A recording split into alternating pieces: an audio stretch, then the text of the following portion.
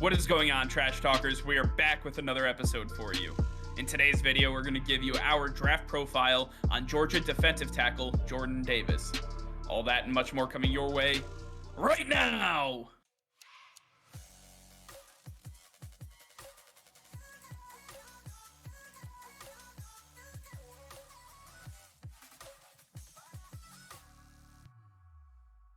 All right, Nick, as the scouting combine has closed, we now turn our attention toward the draft in late April, and we take a look at big man Jordan Davis, the massive defensive tackle coming out of the University of Georgia. This guy stands at 6'6", weighing 340 pounds. He is PFF's ranked number 2 defensive tackle in the draft class. And Nick, you have his pro comparison as Vince Wilfork. I think he's just a much more athletic version of Vince Wilfork, which is saying something. But this guy is just absolutely a man amongst boys. When you take a look at his senior stats, he did play for 4 years at the University of Georgia, 41 games, 90 total tackles, 7 sacks from the interior, and 11.5 tackles for loss. This guy is a dominant force that always requires a double or even triple team at times, and I believe that this guy is going to be just an absolute game wrecker for offensive coordinators in the NFL.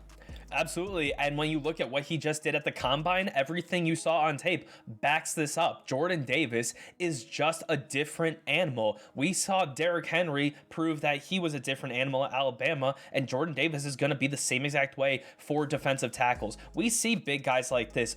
Michael Pierce with the Minnesota Vikings, Linval Joseph with the Los Angeles Chargers, but Jordan Davis is just a different animal. When you're running a sub 4'8" as a 340-pound, 6'6" man, like that is just unbelievable. And I know he's not going to use a lot of that speed from the interior, but when you look at what he was able to do at Georgia on that defensive line, he was just a difference maker, able to take up double teams, and he was able to not only neutralize them, but he was able to overcome those double teams quite a few times. And with his athleticism and power, what he'll be able to do from the interior on any line you put him on the NFL, he's going to be a difference maker, and he's going to allow everybody around him to perform at a higher level, because he is going to require every offensive line to double team him all game long. That's going to free up all your edge rushers to have one-on-ones and allow you to run a lot of different blitz packages that are not going to be able to get picked up by these offensive lines without either allowing a free rusher from the edge or Jordan Davis to come on a one-on-one from the inside of this defensive line. He will be an absolute difference maker wherever he goes, and we saw all the athleticism he brings to the table at this combine. It's absolutely incredible, but he does have a few weaknesses, and we do need to touch upon him. Aside from his run game, his pass game is not there. We saw that he only had 7 sacks and 11.5 tackles for losses, and those tackles for losses came against running backs. 7 sacks in 41 games. Not a lot, even though it's from the interior, and he lacks the lateral quickness to get around these interior guys. He's a guy who's going to just stop a running back from getting past the line of scrimmage. But when you need him to get to the quarterback, he's just not going to be able to do so consistently. He's not going to be an Aaron Donald. Don't expect him to be so. And he struggles using his leverage with his height. At 6'6", he's taller than most interior offensive linemen. He's going to have to get down, use his weight, which he's very top heavy, and use it to bull rush his way through the middle. You're going to see guys like David Andrews, Jason Kelsey, Creed Humphrey, these smaller centers and guards in the NFL use their lower frame to push this guy around, because he does not have the ability to get as low as he needs to get past these types of offensive linemen. So I think he's got a lot of work to do there. But when you need this guy to stop the run, he's got you all game long. Jordan Davis is a difference maker, whether you have issues with him in the passing game or not. The fact is, they don't make him like this guy very often, and when you have the ability to go get a guy like this, you cannot pass up on that opportunity. So when we take a look at some of the teams that would try to acquire the services of a Jordan Davis, we start off with one of the teams that have 3 first-round draft picks, that being the Philadelphia Eagles. The Eagles are just one of those teams that their defensive line is starting to get older. They've kind of brought in some edge pieces, but Fletcher Cox and Brandon Graham are not going to be around forever. If you could put Jordan Davis and Fletcher Cox in the middle of this defensive line, good luck to everybody that has to face the Philadelphia Eagles, because you won't be running on this D line, I can guarantee it. But the Philadelphia Eagles should have Jordan Davis on their radar for the first 2 of their 3 picks.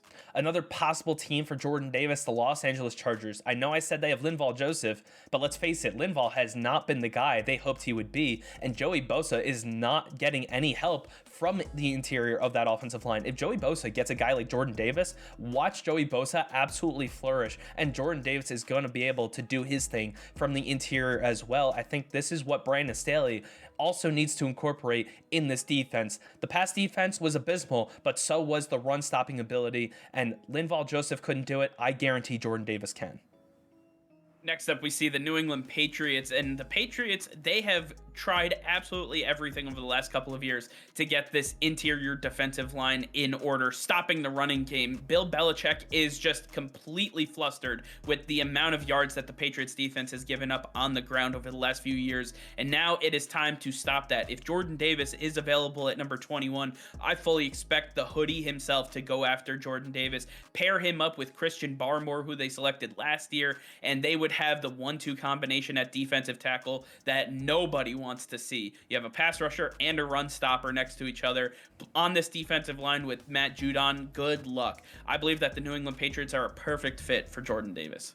And finally, the Las Vegas Raiders, they need a guy like Jordan Davis to help plug up the run as well. Just like the Patriots, they struggled stopping the run last year. They got Solomon Thomas last offseason to help on the defensive line, but he is by no means a run stopper. He is a pass rusher from the interior, and they need somebody who can plug up the middle. With them running a 4-3 package, they've got Max Crosby and Cleveland Farrell on the outside, but Solomon Thomas needs a nose tackle next to him, because right now they are not able to stop the run, and with him being a pass rusher, he is not going to be able to help out at all. And we know Jordan Davis can do the job by himself. It's time for the Raiders to pull the trigger on this guy if he is there.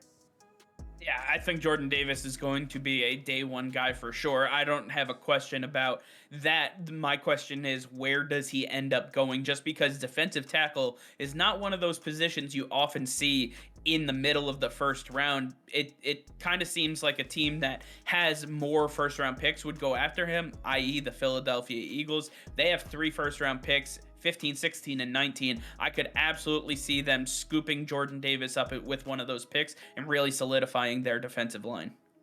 All right, well, I want to hear from you guys. Let us know in the comments down below what your thoughts are on Jordan Davis, who your pro comp is for him, and where you would like to see him drafted.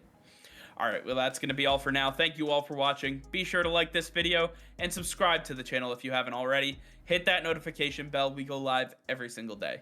That'll be all. Peace and love.